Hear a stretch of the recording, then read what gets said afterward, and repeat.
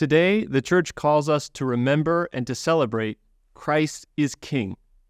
In 1925, this feast was put on the calendar by Pope Pius XI as a reminder to the Church that the kingship of Christ is not just a metaphor. He really is King, not just of my heart, but in his resurrection from the dead, he has received dominion, glory, and kingship. All peoples, nations, and languages serve him. Today's gospel is very often misinterpreted, where Jesus says, "My kingdom is not of this world."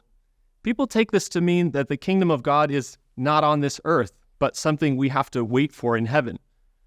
But the book of Revelation says he has made us into a kingdom. And as Pope Pius so clearly put it in the institution of this feast, the Catholic Church is the kingdom of Christ on earth, destined to be spread among all men and all nations. Jesus' point in his conversation with Pilate is that his kingdom would not be established on this earth by his inflicting violence and death.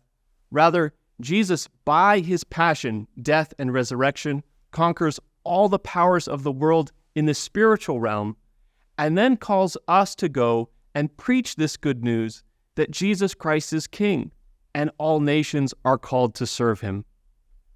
As he said on Easter morning, "All authority in heaven and on earth has been given to me. Go, therefore, and make disciples of all the nations." In America today and around the world, we face situations of real political unrest. Tensions are high, and the breakdown of our political systems sometimes feels imminent.